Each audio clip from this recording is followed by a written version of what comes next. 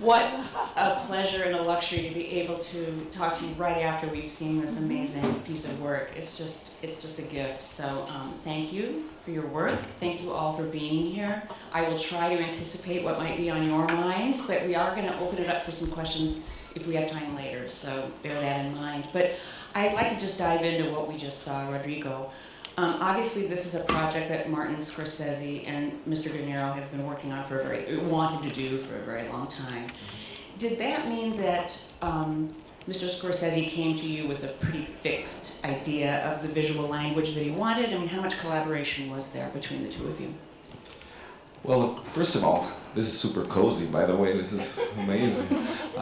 Thank you all for watching the movie. And well, I was fortunate that it took so long to get this movie made, because then I was around. Otherwise, they would have made it before I was in the scene. As you saw, it's really a special movie. And you know, when I read the book first before reading the script, I was blown away about, you know, all the layers and all the connection to American history, and it was just an incredible book. So then I read the script and I found it even more amazing. But Scorsese usually has a very clear sense of what he wants to do, but it evolves. And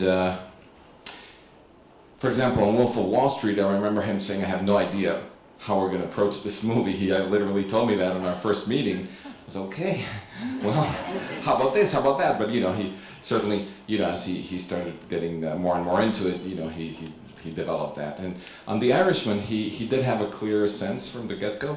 And the first time he ever mentioned something, and for me those are the kernels of, you know, I really use those little things he throws away here and there, and I really take that to heart and, you know, take that to another level. But we were doing a photo shoot when we were promoting Silence. And so we were standing there in front of the camera, and both of us, you know, just like that. And then he says, you know, I was thinking I'd like The Irishman to maybe be a little bit like a home movie, but I don't want it to be handheld and grainy. Okay, they take the photos, and that was it. That's what he first said. So that led me to a big part of the look that I proposed for the movie that I'll explain in a moment. But then later, when we actually started meeting specifically to talk about the movie, he laid out more of his vision. And a big part of what he had imagined, you know, he designs the camera work very much in terms of what the character's point of view or perspective is. Mm-hmm. And it's a very expressive camera. Yeah. And I really, you know, ever since I, you know, watched his movies in film school and before, and I always noticed that, how the camera had a very particular way of behaving. In this case, he felt that Frank Sheeran had become kind of inured to you know, the sexiness of, you know, violence or whatever, and he wanted to approach it more as a workman would. Yes. The camera. So he kept talking about doing the angles mostly flat on, and as opposed to, you know, finding the depth or the cool, you know, perspective, or you know, he also talked about the camera just panning nodally from point A to point B. As you saw in the movie, there are repetitive shots where you go back to it, and then, you know, it's like clockwork is a word he used. So when we shoot a car, for example, it's either profile or it's frontal. No swirling camera. And no. I think we all couldn't, you know, part of the deliciousness of watching this is how it recapitulates so many of those signature shots from Goodfellas and other movies too, by the way. But the echoes seemed intentional, but like you said, recast in a different frame of mind, so that they're not sexy. Right. They're still subjective, but they're not necessarily. So could you talk a little, you know, that seemed intentional on both your parts. Well, I think, no, it wasn't. Really? It wasn't. Like the tracking shot, you know, that. Not exactly. It wasn't, okay, I'm going to do this because it's sort of like this movie that I did before. Okay. But there were, I mean, if you notice, there are shots, or even, you know, Steadicam shots that have a little more flair to them. For example, when the Anastasia murder, where the camera starts in the barber shop and then follows the bodyguard out and then goes down the hallway and then finds the killers, follows the killers, and then you hear the shots and it ends on some flowers. That's not Frank Sheeran. Right. So it's a different type of move. Or when Hoffa is on trial and the camera booms down into Robert Kennedy, or you know, different things like that. So so that's why, you know, he would do differently things that were not about Frank Sheeran. But that shot in particular, in the beginning, where the camera tracks slowly through the, you know, the nursing home. When I scouted, because that's another big part of the process with Scorsese, is that I'll prepare a lot of stuff before he gets involved, you know, from what we've talked in the past. I scout locations with a production designer and all this, and then once we have an idea of what could be done there, then we bring in Scorsese and show him, rather than just starting from total scratch, which is a big responsibility, by the way. It's a little scary I sometimes. can only imagine. But, and for example, for that location, we, you know, I took him and I said, well, maybe we can start in this room and go and see this and that, and then we turn here, and then look, we could turn in here, and then blah. You know, I had this whole thing thought out, and he goes, no, I want it to be mostly a straight move, straight, and maybe it wanders a little bit, and then it goes into the room. So we changed it up. So that's why you see that image where we start in this hallway that I darkened completely, and it seems like that it's a box that's coming towards you, which is actually just a very darkened hallway that goes into our hallway and into this story.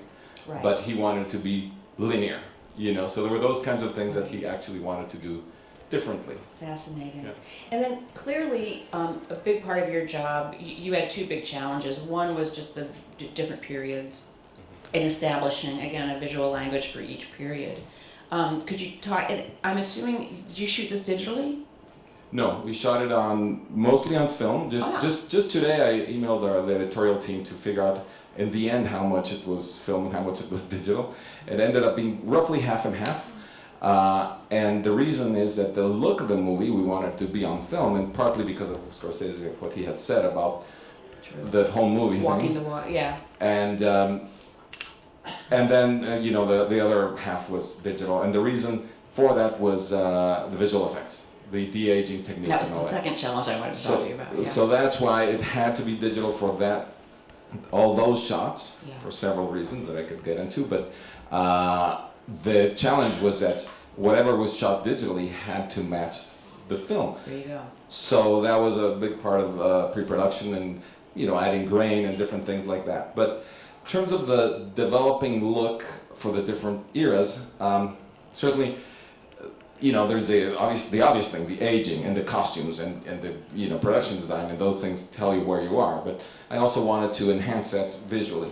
So with a cue of home movies, I thought, well, if it has to be about a memory thing, you know, it's kind of this man it's his recollection of the way things were. So that's why, you know, some things many people will dispute if they're true or not, and it really doesn't matter in the end because it is a recollection, Frank Sheeran's recollection. So, memory. Okay, so I can't do Super 8 or anything like that. So what else is there? Visual photography, right? So I decided to research the photography, home, you know, photography or amateur photography that was done in the 50s and the 60s and so on. And so all of the 50s scenes emulate Kodachrome. Right. So if you notice, the reds in particular are very saturated and the faces look pretty red and all that. So that was Kodachrome. And then towards the 60s we switched to Ektachrome, right. which has it's also very colorful, but mostly the dark areas become kind of cyan, blue-green. And so it's a different feel. It affected the costumes, you know, it was a complicated thing. But and then in the 70s, I let go of those emulations and went to a different field that's based on a way of printing that was developed by Vittorio Storaro in Rome, in Technicolor, called ENR. And this technique for printing makes images less color saturated and but more contrasty. And So I developed two different looks for that. One for the first part of the 70s, which is like a light ENR, so it's slightly desaturated. Yeah. And then after he kills Hoffa, I thought the feel should change. And it does. If you remember the scene, for example, where they're watching TV and the news and they don't know where Hoffa's body is and he has to go upstairs and make the call. Mm-hmm. If you notice, it's desaturated. The color is very muted. And from then on, everything's like when he's in the nursing home, all that is very muted in color. Right. That's the look that we designed. It's not the costumes, it's built into the way we color corrected it. It's a lookup table. So right, those are called, Barry Jenkins and I have actually talked about this a lot in terms of how he achieves his visuals, and he explained their LUTs, LUTs, and you can achieve so much. But it makes me wonder, you got into this, you started out making literally Super 8 movies in Mexico City, yes. And your own journey has sort of spanned film into digital, and now is color timing a big part of your job now? Huge. That post-production, that's where they achieve these wonderful textures and grains and saturations and things, rather than filters or stocks. Yes, it's a huge part of cinematography, essential. And I really make a huge effort I turn down movies, to shoot movies, to have the time to do the digital intermediate. Because it's become digital color time, and it's in a way it's like Photoshop in movement, in the sense, I guess people think Photoshop to change things. No, it's like like color correction or printing of still photo, but in movement. Mm-hmm. So you can really change it considerably. I mean, so if you're not present as a cinematographer, the director and the editors and the producers, they can really change the intention. So exactly, you have to be. That's part of your responsibility as you're in your department. Yeah. And I'd like to ask you about the de-aging. So, without getting too much into the weeds, but it's just how did you do? I mean, what was your challenge? How did that change how you do your job on this movie? So. I was very much in contact with Pablo Hellman, who designed this for ILM, and it was figuring out how to work, especially the camera itself, because he needed, the first thing that Scorsese required and the actors required was not to have little dots on the faces. As Scorsese says, he didn't want them to have helmets with tennis balls and things like that. He wanted them just to, be regular. So in essence, what mattered was that it shouldn't hinder in any way the acting or the camera work or the lighting as well. That was my so it shouldn't affect the lighting. So basically each setup or each angle was the camera that's shooting as the main camera. Those are called witness cameras. So every angle were 3 cameras instead of 1. So I had to develop a rig where these 3 cameras would function as one. And so I had to, use lightweight cameras. They had to be synchronized, the shutter, that's why it had to be digital. Right. And so on and so forth. It was a huge complication. And it had to work on remote heads, on any sort of head that we needed, And sometimes, many times actually, we had to be, you have to be close to a wall or something, so we had to have a rig that could be torn apart, and then this other witness camera be put on top or underneath, or sorts of things. So that was challenging, just figuring that part out. Also, Scorsese really likes shooting with a dialogue scene with 2 cameras simultaneously. Mm-hmm. Say if this were the scene, we'd have one camera here and another seeing you, and the other camera there seeing me, which is a huge challenge lighting-wise, by the way. Because let's say, for example, trying to create a mood, or I'm trying to say I'm shooting you, and you have that window behind you, so that's giving you a nice rim light, and and I decided, okay, I'll give you a little firelight from here, but then that rim light on you is a frontal light to me. Exactly, it's going to blow it out. So it's really challenging to do that lighting-wise, but I think probably 90% of the dialogue scenes are shot like that in the movie. Sometimes I had to tell Scorsese, well, this one, Marty, this one is really tricky, but for the most part, I knew that was important because the performance is. These you can't see Robert De Niro and Joe Pesci and Al Pacino with the tape on their faces. No, but talking about the 2 cameras. Oh, the 2 cameras. I had to. I mean, in terms of the alternate, Yeah, so that became a big challenge, but also because we saw the other cameras sometimes, would, because it was, we called it the Three-Headed Monster. So it was not only the main camera, but it had cameras on the other sides. So usually they're right out of frame of each other, but then now the third camera, you know, so sometimes I did have to erase that third camera, but that was their responsibility, because I said, listen, you know. You want what you want, you get what you get. Exactly. Right, exactly. But yeah, it was interesting. At the first time that each actor came in and saw the Three-Headed Monster, they would had all sorts of cables. Sometimes we'd shoot with 3 cameras, you know, like a 2-shot and then the angles at the same time. So that was 9 cameras with 9 focus pullers. With, you know, so it became a thing. That is amazing. I do want to go to your roots and tell us a little bit about how your childhood and how you got involved with cinematography and then please lead us into your work with Alejandro Iñárritu. Yeah, well, I started, you know, I grew up in Mexico City. That's where I was born and raised. And when I was a child, I was fascinated by horror movies and just horror in general. I was fascinated by monsters and ghosts and all that, and science fiction too.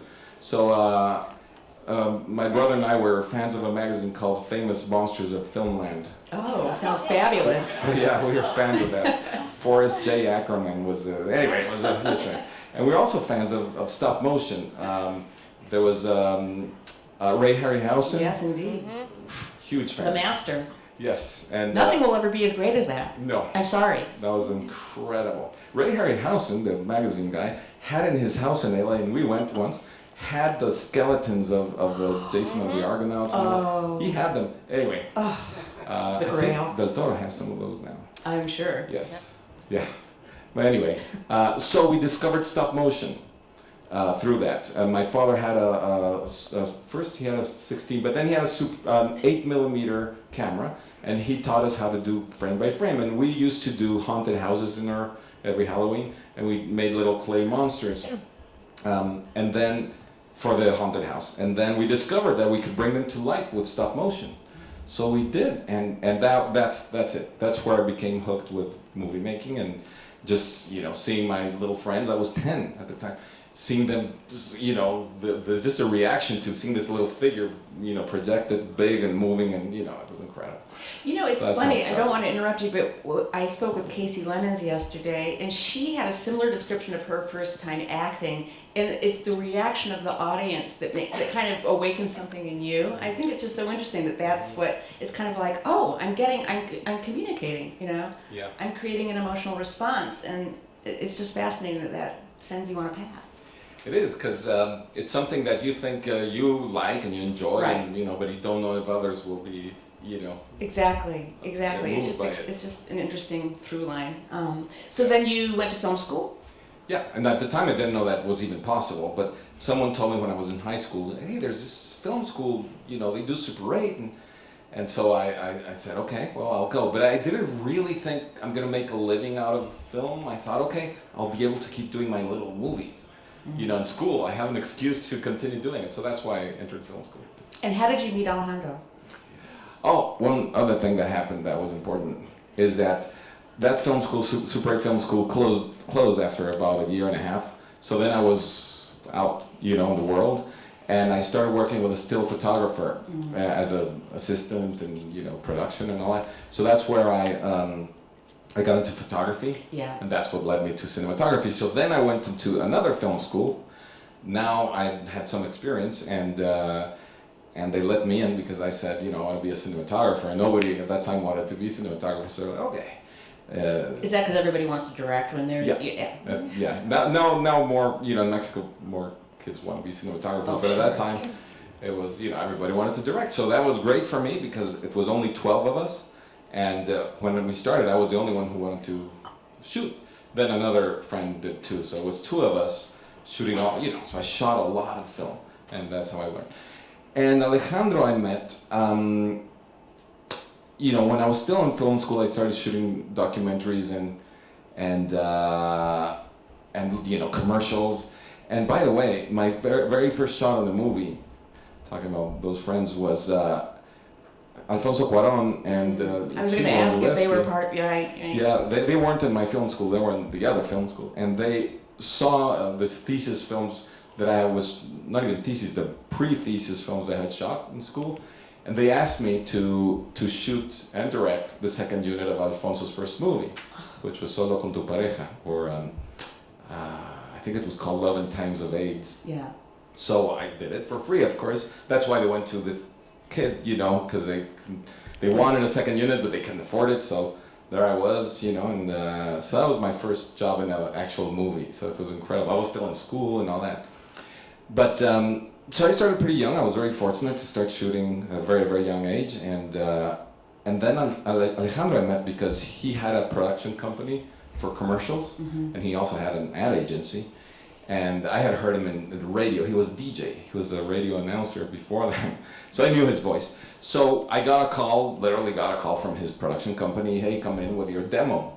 So I went in with my, you know, beta cam tape and put it in, and then I heard the voice. Oh, I know that voice. That was Alejandro. And so we met. And I started shooting commercials for him. So he hired me literally. And we, you know, I really enjoyed very much working with him. And then I remember, so that was I don't know, 3 years of that. And at one point I remember he started shifting the commercials he was writing, because he wrote them too. They used to be all kind of little comedies and all really weird and funky. And then they started becoming little dramas. And I was like, So I remember there was this really dramatic commercial we were doing, and he was really into the acting and all that, and I noticed, you know, how good he was with that too. You know, obviously very talented. And I said, listen, if you ever make a movie, I'd like to shoot it. And he said, funny you'd say that, because he was already working on the Morisperos, but he hadn't told me. So then he said, yeah, I have a script, and you know, we'll talk about it. So. Did you have any idea when you were shooting Morisperos that it would do what it did for both of you? Absolutely not. Absolutely not. I mean, never. You know, it's a tough movie, so I thought, you know, it's good. Yeah, it might do good in some festivals, and that's about it, you know. But I remember just one interesting anecdote of when we started talking about the movie, is that we had done, like I said, many commercials together, and you know, at that time we were, you know, trying to make the most amazing images, right? Basically, trying to do these slick, incredible shots, and. But Amores Perros, the script wouldn't, you know, that wouldn't work for a script like that. So at that time I became aware of Nan Goldin, the photographer.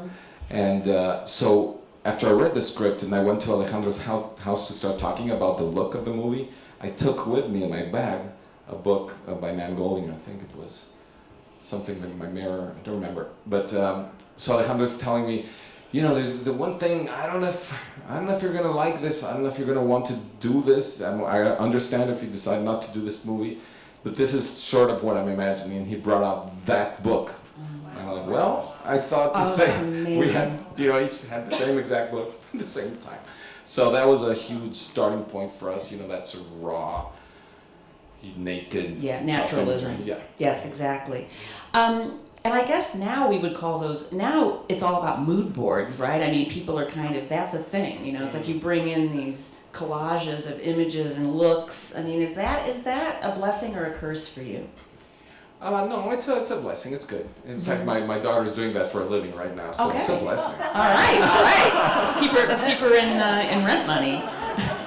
Well, because sometimes I wonder if it's like with music, they use temp tracks, and sometimes you become a prisoner of your temp track. You know what I mean? It can kind of block you from.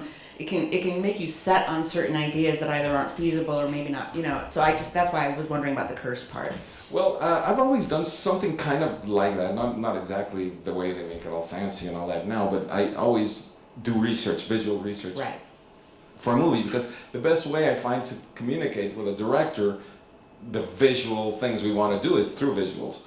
So instead of watching movies, which is another way lots of directors approach it, and I guess cinematographers, I prefer to use still photography, because I don't want to emulate something else that's lit by someone. I'd like to emulate usually something that's lit by God, you know, in the way that, you know, just when I find in still photography a mood, a texture, a type of light, or something that moves me in a certain way, I prefer that as a reference.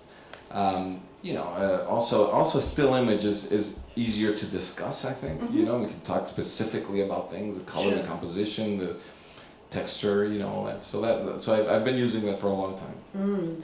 Did you, having started working on celluloid and then having to evolve along with digital as it evolved, did you resist that? And then part B of that question is, was there a moment when it kind of reached a turning point where you felt like you could work with it expressively, digital capture, as expressively as you wanted to? I mean, there must have been limitations early on.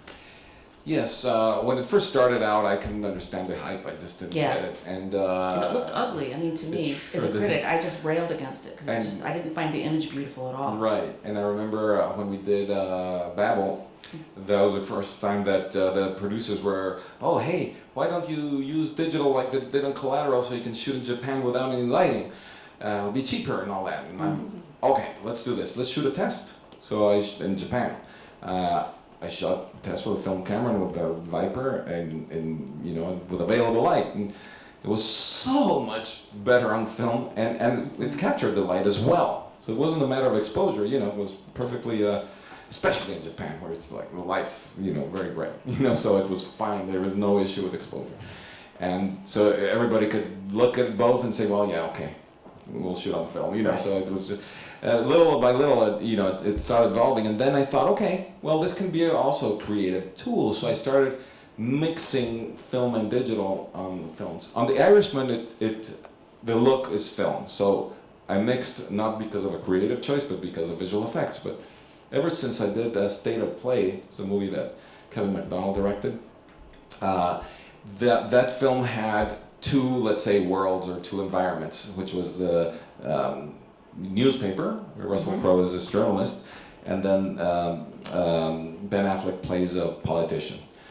So I thought, okay, news, right? It's paper, it's analog, you know. So I proposed, let's do that part handheld, with film, and in fact, let's push the film to make it more grainy, you know, more tactile. And at that time, digital cameras were, you know, had a little less latitude, were a little more contrasty, and even more like video. So I thought, let's make the politician's world look like video.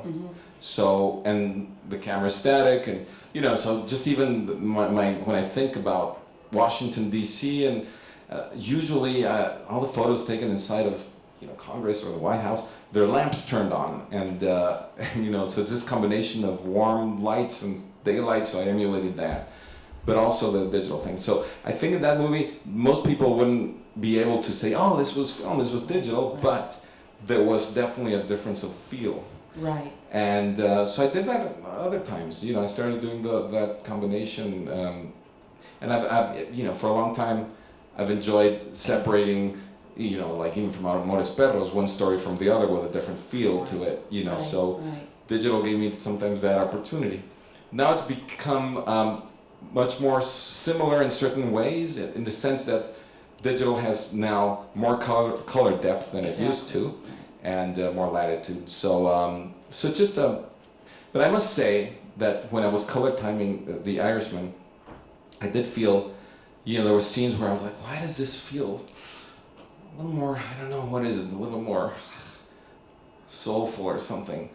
Oh, that's right, this one was film. You know, there was something that I felt, and I couldn't put my finger on it.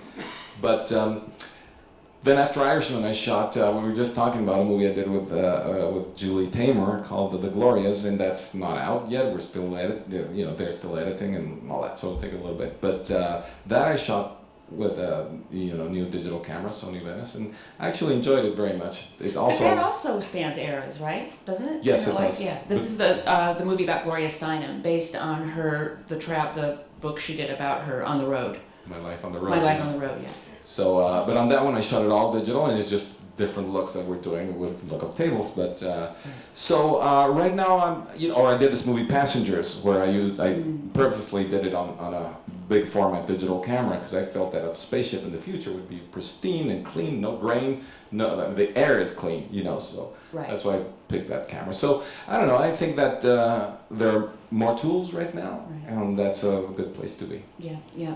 I saw a quote from you in an article, an interview with you, where you said every decision about a movie, about cinematography, about light, about camera placement, is emotionally important. Could you talk a little bit about that? I mean, I think especially with people like Scorsese, these bravura, and some of these other directors you've worked with that I'll ask you about, you know, we have those, and Alfonso is another one with those bravura camera moves, and walk us through how you negotiate those moments in terms of keeping them from just being technically show-offy and emotionally grounded. Right. Well, the first thing for me, it's important to be in sync with a director. You know, so I find that I find it exciting to try to understand someone else's point of view of the world. I think it makes me grow. It makes us grow. That's the whole point of storytelling, right? It's sort of to see how someone else sees things, how someone else feels things. You know, so that's why it's like the emotional thing. And you know, art, a lot of it is not based on words, and cinematography obviously is not based on words. It's more it's harder to explain why a certain texture feels a certain way, Right. and it's subjective. So you know, there are obvious things. Okay, it's bright scene, happy scene, you know, whatever. It's a comedy. Let's light it bright or whatever. You know, there are those cliches. You know, or a horror movie has to be dark, and all that's not actually true. I think there's The Shining, which is pretty tremendous and is quite bright. So it's all about. So again, it's subjective, but I try to put in my work emotions that I've felt in certain environments, or in environments that have made me feel a certain way. I try to emulate that with lighting and camera work.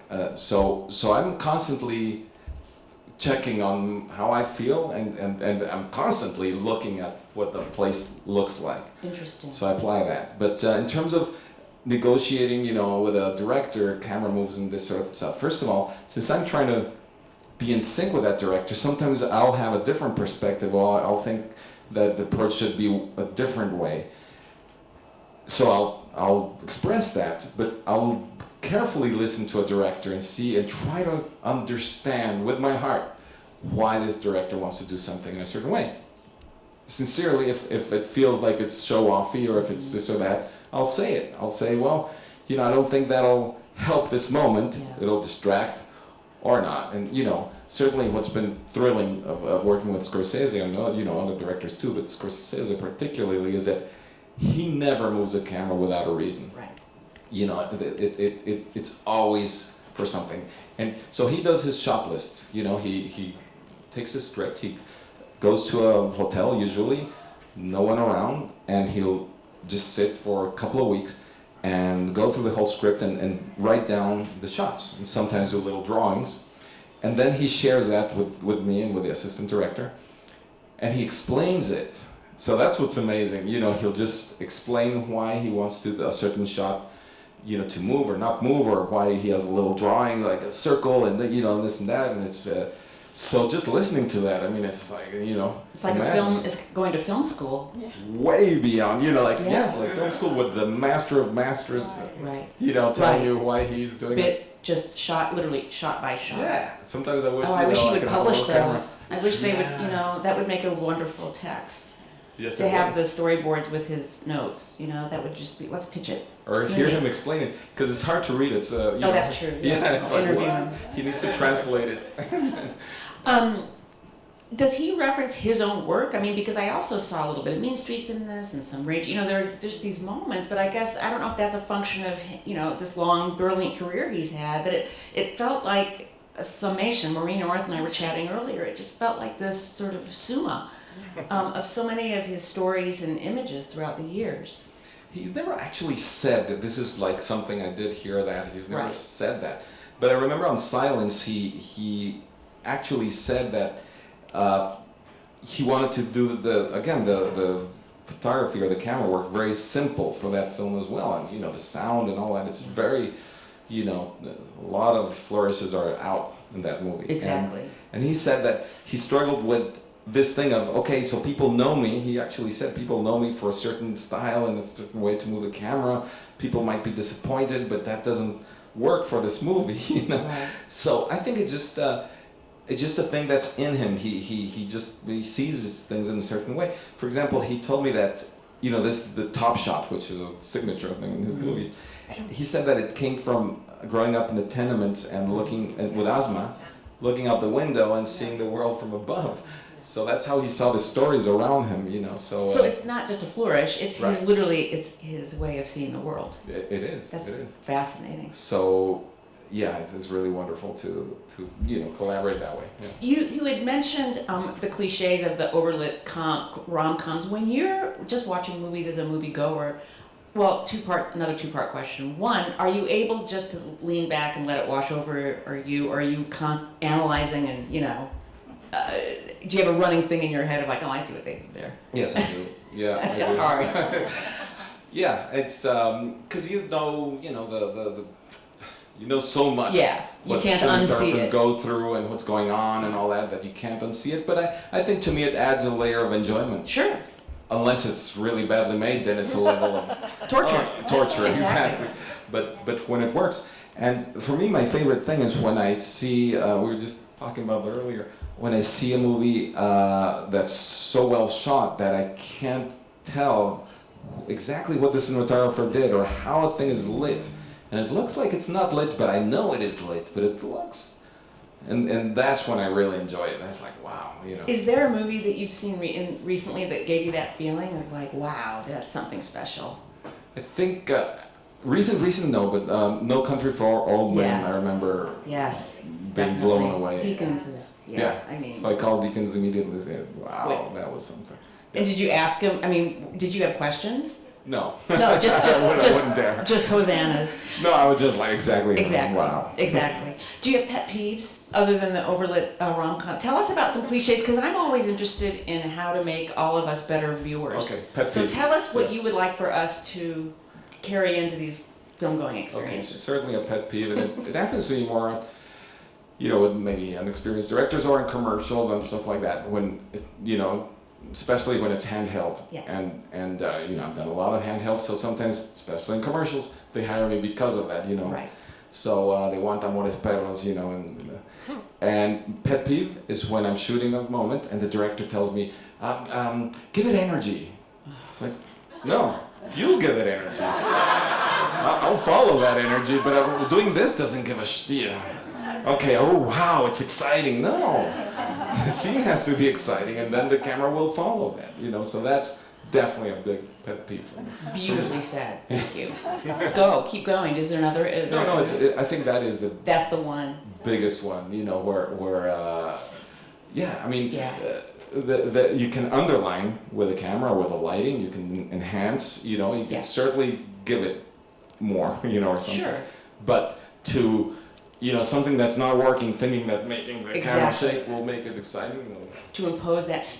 Were you known after Amores Perros as like the handheld? I mean, were you kind of trapped by that at the outset when, I mean, and I'm assuming that's like, was Hollywood just calling you immediately after that movie? I mean, that must have just changed your life. Well, the funny thing, for example, a little anecdote is that after, okay, so I was going to move to the United States before Amores Perros, and that was my 9th movie, so I'd already done quite a few, and with a whole different style. So I then did Original Sin, and then Frida, and then Curtis Hanson called me for 8 Mile, but he called me to interview, you know, so I talked to him on the phone the first time. I was still in Mexico on Frida, and then I went to LA, and then we met again. We talked and talked and talked, and I thought it went great, but then he called me again, so I went to meet again, and he still wasn't hiring me, right? So I think it was 4 times after all, and then the 4th time I said, okay, Curtis, what's going on? You know, why are you hesitant? You know, who are you interviewing besides me? What's going on?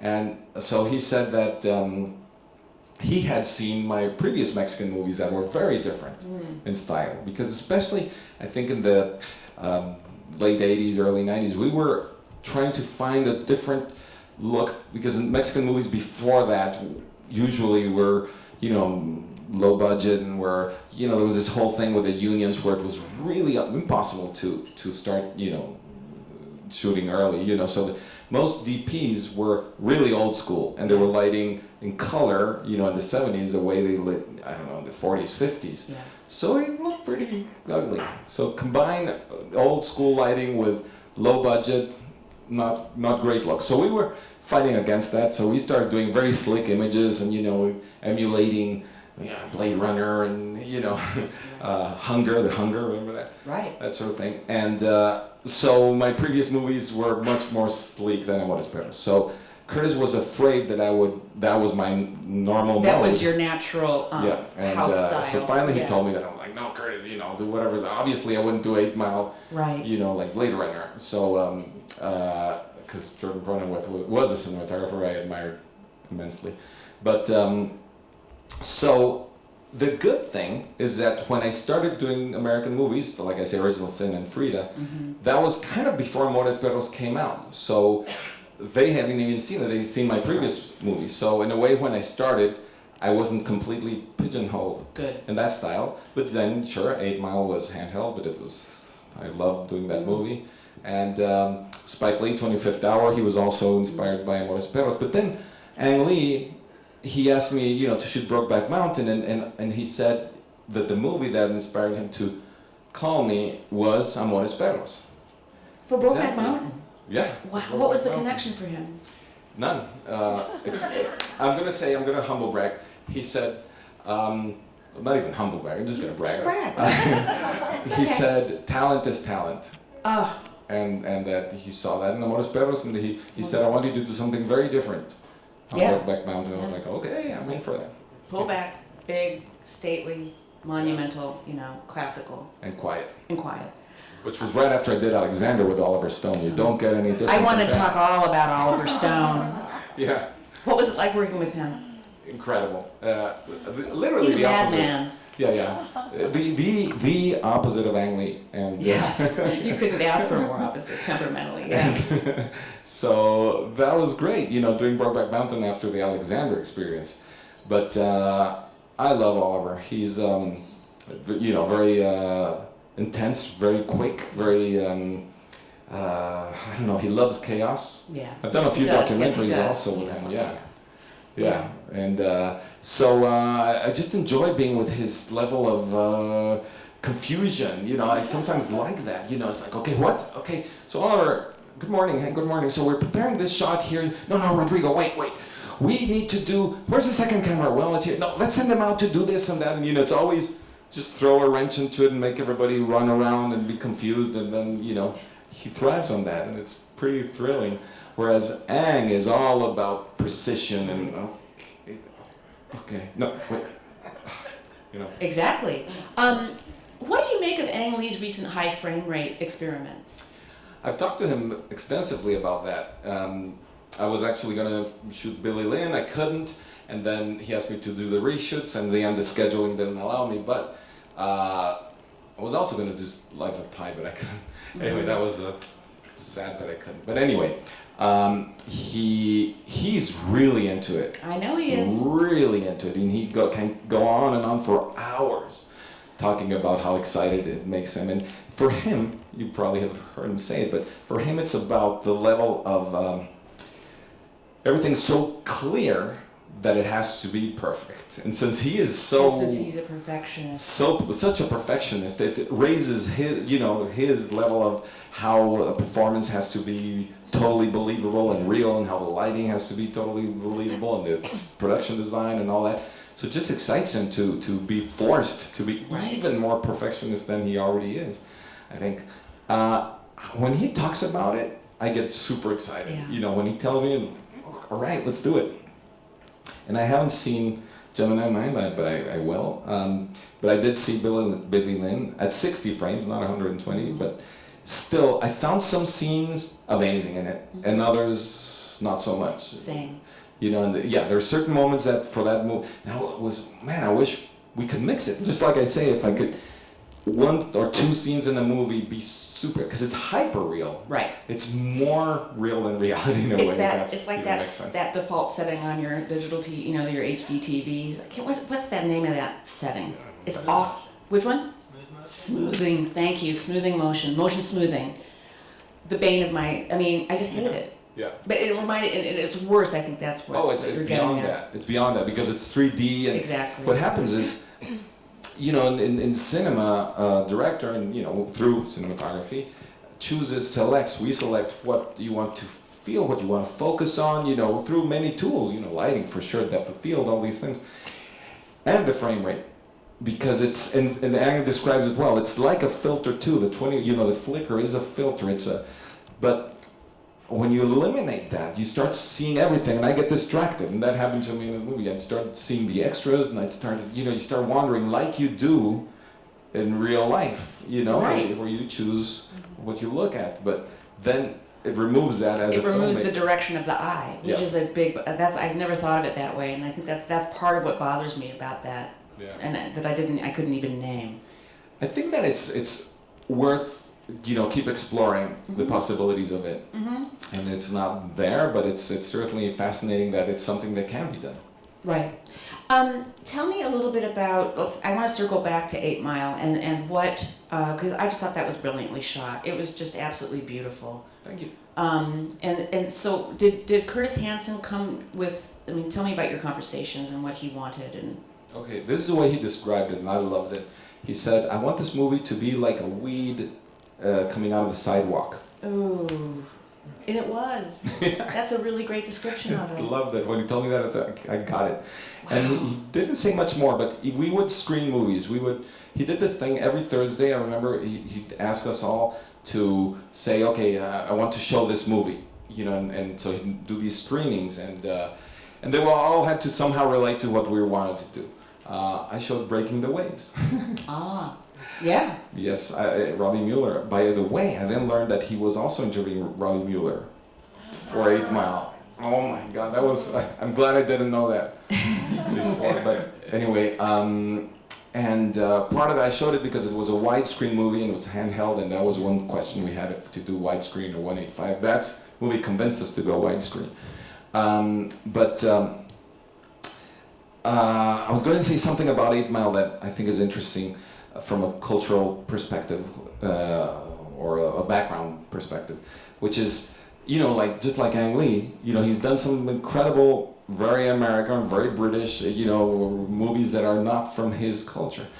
And that's why it was also interesting. Why am I doing, with Ang Lee, a Taiwanese man, a Mexican guy, heterosexual, both of us, doing a movie about homosexual cowboys in Wyoming, and yet it worked. But also 8 Mile. So Curtis Hanson, right, has nothing to do with hip hop, and he hires a Mexican guy. So, and he tells me these things, And so the first thing I did when I arrived in Detroit, I had just done Frida.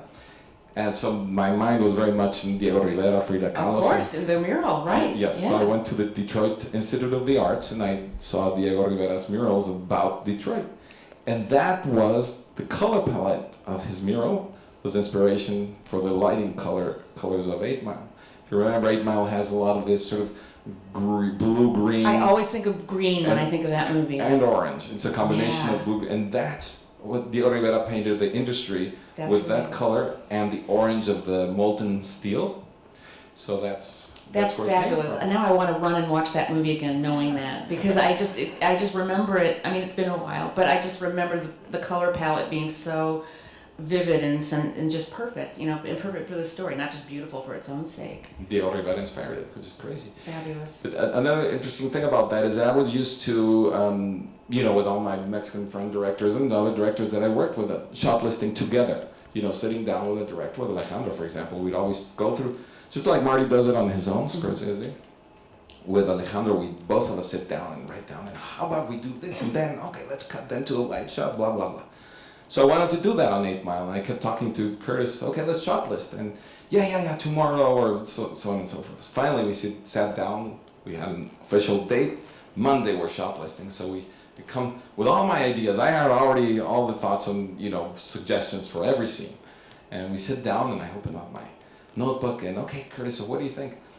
Well, I don't know, what do you think, Rodrigo? Well, how about we start, and then someone knocks on the door. And it's Rebecca Yeldam, who, you know, his wife, and Rebecca comes in and he introduces her and, oh, hi, very nice to meet you, Rebecca. Yeah, oh, it's good you came to Detroit. Yeah, great, okay. And Curtis, and she says, oh, I don't want to interrupt. And he said, no, not interrupting, we're done, right, Rodrigo? We're done. No, we're done. Curtis, yeah, great, thank you. So, later that day, he told me, listen, Rodrigo, this is the thing.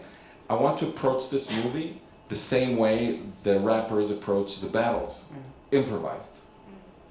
So we improvised the whole movie, and which was thrilling. No shot list. We just arrived, see a rehearsal, and Curtis would turn to me and say, okay, Rodrigo, what do we do? And right then, you know, he would have some ideas, but most of the time, I'd be the one saying, well, how about we do a wide shot from here, and then this. So that's how we did it. And some scenes were just literally winging it, especially the battle scenes. Yeah. I was there on stage, operating the camera. I had never heard the battles. That was part of it. He didn't want anybody to have ever heard it. So I didn't know what they were going to say. Right. I knew that eventually this guy was going to choke or, you know, things like that, but none. So I just felt it, and I just followed the camera, whatever was happening, and then I improvised these things, and it was thrilling. It was really exciting to do. Well, and that energy is all the way through that film. It's just that's just so fabulous. We have time for some questions. Yes, sir. By any chance, were you a fan of Creature from the Black Lagoon? Creature from the Black Lagoon. Yeah, that was a good one. So I said that earlier because it sounds like you're like collecting memorabilia. It's located down in Marineland. They have all the original costumes and shooting footage from down there, just below St. Augustine, Florida. But I do have a question. Okay. What is your favorite, from a cinematographer's point of view, what's your favorite sci-fi movie? Oh, from a probably Alien. I thought that movie looked incredible. The first one. Oh my God, it was just so powerful. The strobing lights, the darkness. It felt very natural as well. Mm-hmm. You know, it felt very realistic for that time. I mean, Definitely. it was so ahead of its true. time. Mm-hmm. I mean, because if you think of that time, I don't remember what year it was, but 79. 79. Think of science fiction movies of 1979 or Yeah. Logan's Run. You know, that's. I mean, it was completely different. Yeah. Well, and Blade Runner, of course, for sure. Maureen. I'd like to know a little bit more about de-aging. How much of it is makeup, and how much of what is the camera actually doing, and how much cost does it add to the production? Yes, the de-aging. We had to determine in pre-production when the transition would happen to regular makeup. And the movie does have scenes, there are no big gaps. I mean, maybe the biggest gap is probably from the late 70s or beginning of the 80s to the 2000. Right. Something like that. Everything else, but that was already makeup. So the transition happens somewhere in the late 60s, I think. Like in 68 or something, with De Niro.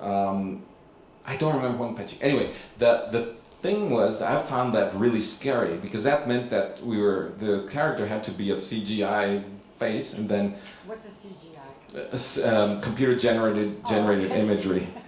So basically, they took the performance and that same performance exactly, and that's why the camera had to have witness cameras to get the information of the depth and all that, so that they could use exact same everything. There was no animation. It was all taken from the information that the cameras gathered and put into the computer, and then that would somehow spit out an image that emulated the lighting. That was a whole other thing, and made a younger face. You know, but it was basically replacing the face, which is incredible. And then that is somehow imposed on the rest of Yeah, everything? the body is and the hair is the same. How much does it cost? I mean, I heard it's very expensive. It cost $52,000. No, I have no clue. Frankly, don't know. It adds a tremendous amount of money to the cost of Well, production. Yes, especially, well, certainly post-production becomes much longer, you know, and obviously these technologies, you know, start out being very expensive, and I'm sure eventually the whole 3-camera-headed monster, all that will probably become a smaller, easier to maneuver thing. but it is a factor, a big factor, and that's one reason that this movie, you know, some studios, even though it's an amazing story and all that, some studios were like, we can't really afford that, and thankfully Netflix said, okay, we'll do it, and I think it's really special because this film, you know, it's like makeup. Scorsese was talking about this the other day. You know, like there's certain things that we've come to accept as an audience, right? With makeup, that you know it's makeup, but you let it pass.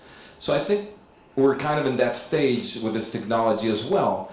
It's pretty darn good. Yeah.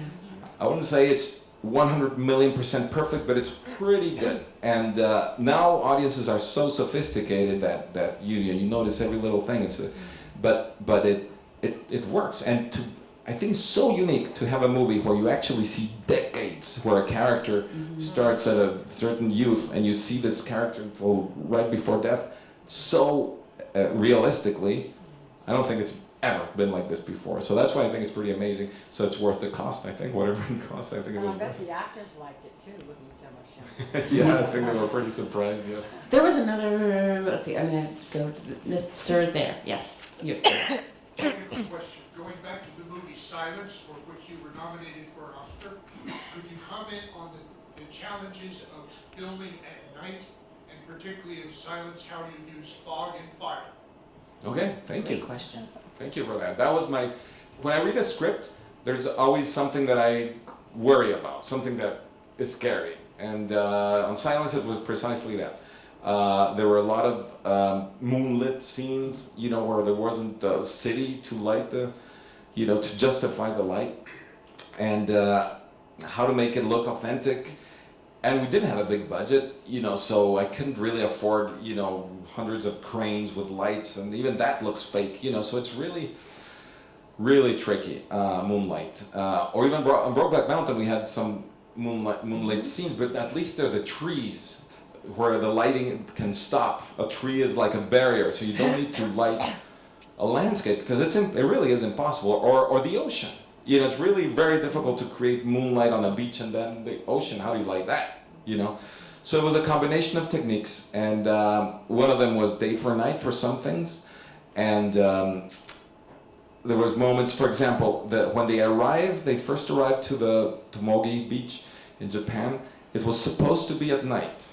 The location we picked, there was no way to bring in lighting. It was just impossible. So I showed Scorsese Castaway. This movie had a few day for night beach scenes, and it was pretty effective, and this was years ago. So, you know, you just change the sky to a night sky. I mean, it's not that easy, but still, you know, it's the only thing that really looks like moonlight is, because it's actually very similar, but much dimmer, is the sun. But, so that was intention. But we show up on the beach, and it's all foggy. It's completely fogged out. And so we start shooting, and I have a secret plan in my mind. It was still intended to be day for night, but I knew that a foggy day for night wouldn't really work because you don't have a sky to change to look like night. So when we actually finished that scene and we're going to start, you know, we're going to start editing, I told Scorsese, you know, how about instead of trying to color time that to look like night, how about we assume that it's dusk and that it's a foggy dusk? The whole thing for Scorsese was that they had to be hiding. They had to come in and not be seen. So they timed it to come in at night. But they could have also timed it to come in if it's foggy and at dusk. So he acquiesced, and that's why that scene is like that. But other scenes, we did things like dusk for night. We shot at the last moment, and I pled to use torches to actually have a source of light to light the faces. So there are scenes which we shot during the course of 3 or 4 dusks, where they're walking in, you know, with the torches, and so it feels like it's kind of a night, but not exactly, you know. So with different techniques. Other times I did use, when there is a compound, for example, in the jail, there's a wall, so I could light the thing with a fake moonlight, and I created this rig which was made out of light bulbs because it was windy. So it was a huge thing, like, I don't know, about, it was kind of an inverted pyramid that was about 20 by 20 feet with, I don't know, like 12 feet underneath it, with all these light bulbs, but I used compact fluorescent light bulbs because those are kind of blue-green, you know, the type that are like for. So I didn't have to gel it. They automatically gave this sort of cool feel like moonlight. So I called it the UFO. It looked like a UFO in the air. So big crane, and so that's created moonlight. So different techniques. You're just constantly solving this like creative problem solving. We have That's time for what it is. one. I know you had your hand up. Yeah, I was gonna ask, what, if shot of yours or multiple shots where you feel like some other cinematographer will look at it and go, I don't know how we did that. Oh wow. Good question. Oof, I have no clue. Can you repeat the question? She asked, is there a shot or a couple of shots of Rodrigo's that another cinematographer would look and say, how did you do that? Is that right? Yeah. What I hope, and I don't know if it's a cinematographer, but what I tried to fool you all, and cinematographers too, I guess, is the stage work versus the location work. We did quite a bit of stage work on this movie, including the car driving scenes. That was all shot in the studio. All of it. All of it. And yeah, thank you. and yeah, and most of the interior, the hotels, the houses, all that are studios, and you know, so for me it was a real big challenge, and I was hoping that you wouldn't be able to tell which was studio or not. You did a magnificent job, Rodrigo. Thank If you very movies much. are magic, you're a chief magician, and thank you for all of your tricks.